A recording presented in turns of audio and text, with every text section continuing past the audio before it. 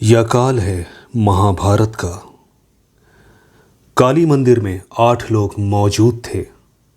पांचों पांडव, एक पुरोहित, उलूपी का पुत्र इरावान जो बलि के लिए लाया गया था, और इरावान की पत्नी जो स्वयं कृष्ण थे और मोहिनी का रूप धारण किए हुए थे। नहला धुलाकर मंत्रों से अभिसिंचित कर इरावान को वेदी पर लाया गया। सभी की आंखें अश्रुपूरित थी। इरावान तो इच्छाओं आकांक्षाओं से परिपूरित नवयुवक था, जिसकी दाढ़ी मूछें भी अभी ठीक से उगी न थी। शरीर पर स्थित 32 पवित्र चिन्ह ही उसके प्राण के घातक बन बैठे थे। महाभारत युद्ध के 8 दिन बीत गए थे और कौरवों की सेना का एक भी महारथी अभी तक वीरगति को नहीं प्राप्त हुआ था।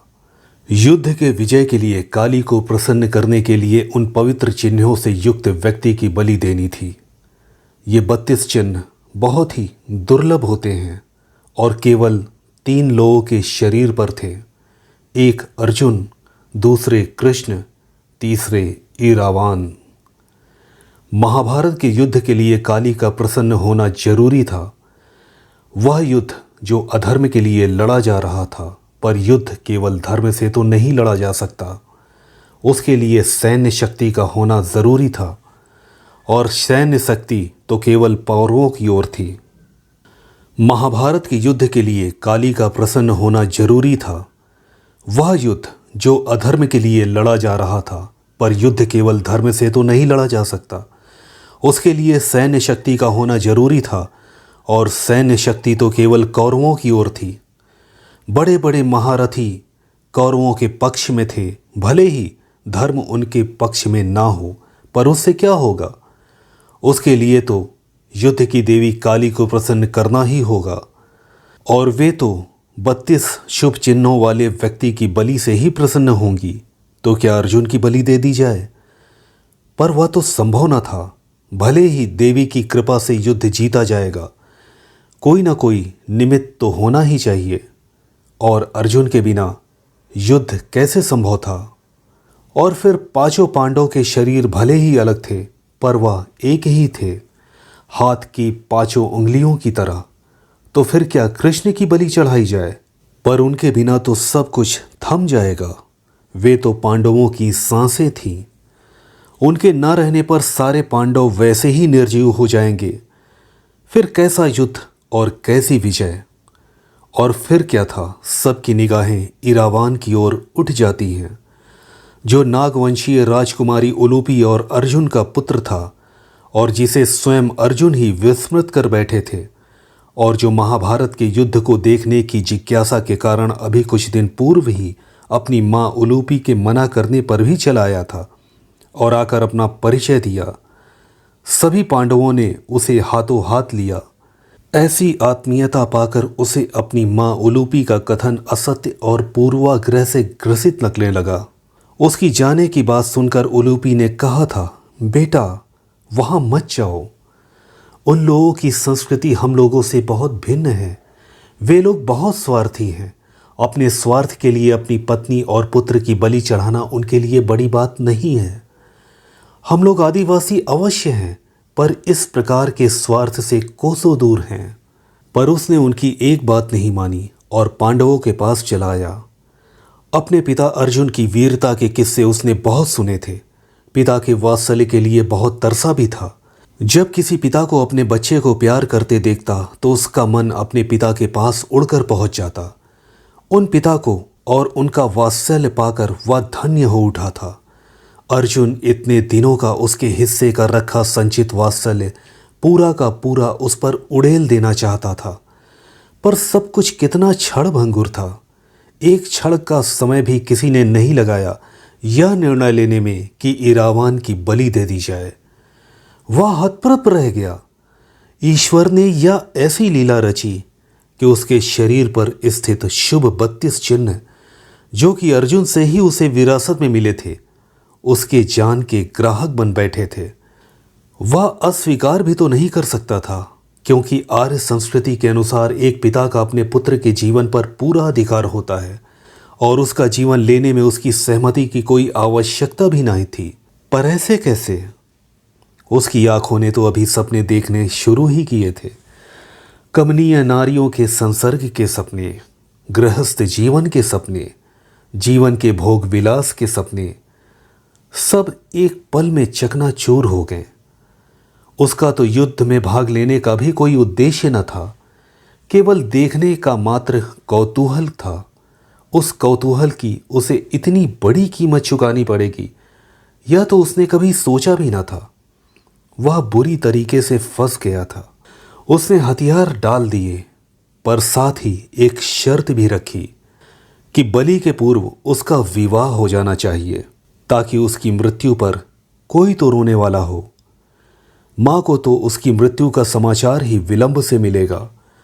पांडवों और कृष्ण ने सारे प्रयत्न करके देख लिए, हर प्रकार का प्रलोभन भी दिया, पर कोई राजी ना हुआ। कैसे कोई अपनी हाथों से अपनी बेटी के माथे पर वैधव्य का टीका लगा सकता है? मरने वाले की अंतिम इच्छा तो पूरी करना आवश्यक है। कोई ना कोई तो उपाय करना ही होगा युद्ध की देवी को प्रसन्न करने के लिए। इधर कृष्ण ने यह प्रस्ताव रखा जिसके बारे में कोई स्वप्न में भी नहीं सोच सकता था। उन्होंने कहा, मैं इरावान से विवाह करूंगा और उसकी मृत्यु पर रोऊंगा। कृष्ण के इस निर्णय पर सारे लोग हतप्रभ थे, पर कृष्ण अपने निर्णय पर अडिग थे। वे बोले, यह धर्म है और इसको जीतने के लिए मैं कुछ भी करने को तैयार हूं। मेरा केवल एक उद्देश्य है, विधर्मियों का नाश। आनन फानन में विवाह का पूरा आयोजन हो गया। कृष्ण ने मोहिनी रूप धारण किया और वधू के रूप में तैयार हो गए। इरावान भी वर की वेशभूषा में तैयार था। उसने वधू रूपधारी कृष्ण पर एक बंकिम व्यंग्यात्मक दृष्टि डाली और विवाह के मंडप में बैठ गया। पूरे वैदिक रीति से विवाह संपन्न हुआ। विवाह की प्रथम रात्रि आई और साथ ही इरावान के जीवन की अंतिम रात्रि भी।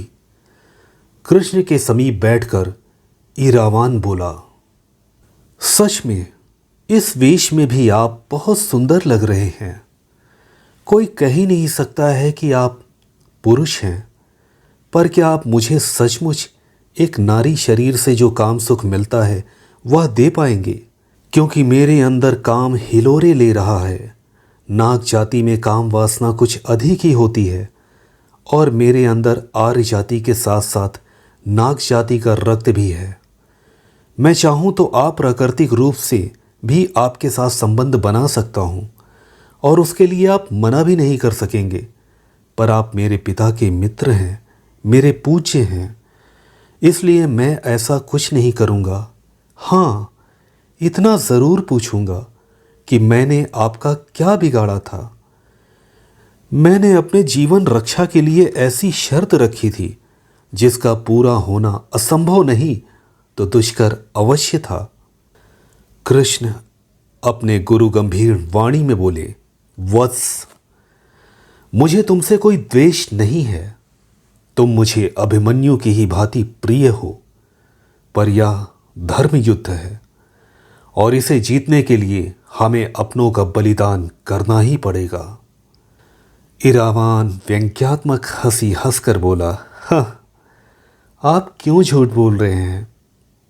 क्या आप मेरे स्थान पर यदि अभिमन्यु के शरीर पर यह 32 चिन्ह होते तो क्या आप उसे भी बलि के लिए प्रस्तुत करते? निसंदेह वत्स। और यदि आज नहीं तो कल युद्ध भूमि में उसका बलिदान होगा ही, और मैं इसके लिए तैयार हूं। आपकी मेरे पिता से मित्रता और आपका मित्र धर्म निभाना वास्तव में प्रशंसा के योग्य है, पर आपको पता नहीं कि इस चक्कर में न जाने कितने लोगों के साथ आपने अन्याय किया है। खांडव वन में पांडवों की हित साधना के लिए आग लगवा दी ताकि वहां वे अपने नगर का निर्माण कर सके, पर वहां पीढ़ी दर पीढ़ी रहने वाली नाग जाति का क्या होगा आपने कभी नहीं सोचा। और नाग जाति ही क्यों, जाने कितनी आदिवासी जातियां वहां पर रहती थीं, सभी तो बेघर हो गए। पर आपको इससे क्या? आपने तो अपने मित्र को सुभद्रा पर अनुरक्त देखा तो अपने बड़े भाई के विरुद्ध चले गए। मैं पूछता हूँ, क्या बुराई थी दुर्योधन में और क्या अच्छाई थी मेरे पिता में, सिवाय इसके कि वह आपके मित्र थे? वरना सपत्नियों के घर में कोई क्यों अपनी लाडली बहन को देना चाहेगा, और ख़ास तौर पर तब जबकि मेरे पिता माँ द्रौपदी से वचनबद्ध थे कि वह उनका स्थान किसी को भी नहीं देंगे। आपको पता था कि माँ सुभद्रा को अपना स्थान तभी मिलेगा जब माँ द्रौपदी उन पर अनुग्रह करके उन्हें स्वीकारेंगी। आप चाहते तो अपनी बहन को समझा सकते थे, पर आपको तो अपने मित्र का ज़्यादा ध्यान था, क्योंकि वह आपकी बहन पर अनुरक्त थे और आप अपने मित्र का दिल नहीं तोड़ सकते थे। और दूत सभा में क्या हुआ? क्या सचमुच सारी गलती कौरवों की थी? युधिष्ठिर ने दूत खेला था और सब कुछ गंवा बैठे। अपनी स्त्री को अपमानित होते देखकर भी जिसका खून नहीं खौला, उसे आप धर्मराज के नाम से पुकारते हैं, क्योंकि वह आपके मित्र के बड़े भाई थे। हाँ, एक बात की तो मैं अवश्य प्रशंसा करूंगा कि माँ द्रौपदी की लाज बचाने के लिए आप आगे आए।